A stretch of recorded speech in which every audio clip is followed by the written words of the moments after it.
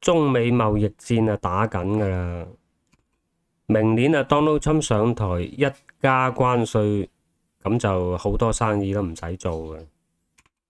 咁啊，中國啊有冇應對措施呢？咁啊，梗係有啦，一早就埋下伏筆噶啦。嗱，喺個地球上，距離中國最遠嘅陸地呢，就係南美洲啦。嗱，以前同中國搭飛機去南美洲呢，係要轉機嘅，就冇得直飛嘅。海運都係啊，海運又係要左轉右轉嘅。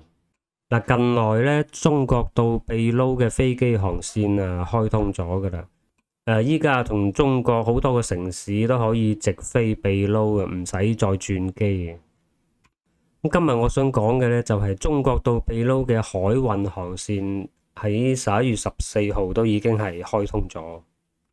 秘魯同中國啊隔咗一個太平洋，秘魯啊喺南美洲嘅最西面，中國對秘魯嘅直線距離就23000幾公里啦，啱啱就隔咗一個太平洋。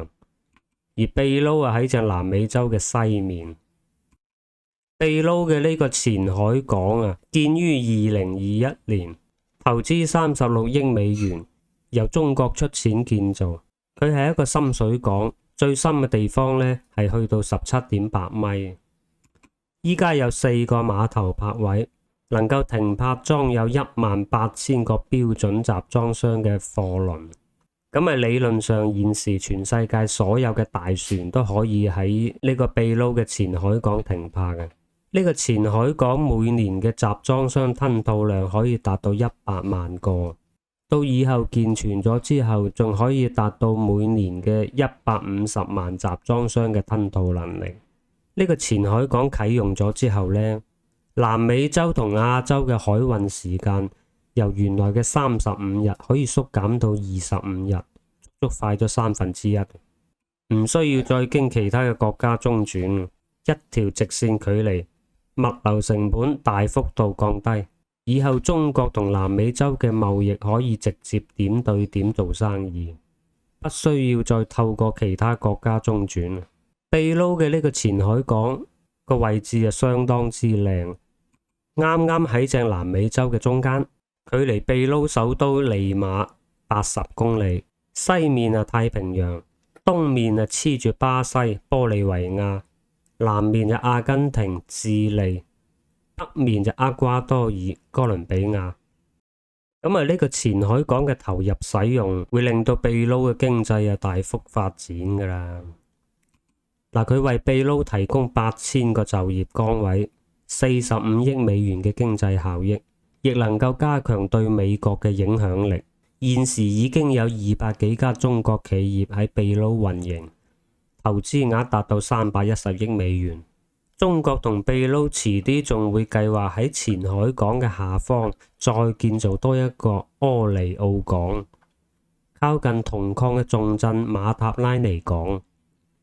呢個柯尼奧港投資額度比前海港會更大規模，係達到70億美元。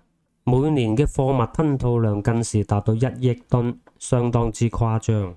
咁啊，明眼人都睇得出，中國同秘魯啊搞呢兩個咁大嘅港口，好明顯就唔係淨係為咗同秘魯做生意啦，佢係要同成個南美洲做生意。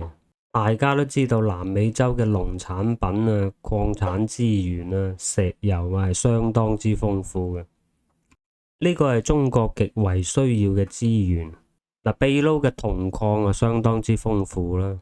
嗱，我係飲過智利同阿根廷出產嘅紅酒嘅，咁啊雖然個質素啊比唔上法國嘅紅酒啦，咁啊同澳洲嘅都差唔多嘅。仲有阿根廷嘅牛肉啦，好平嘅；巴西嘅大豆啦、粟米啦、鐵礦石啦、牛肉啦。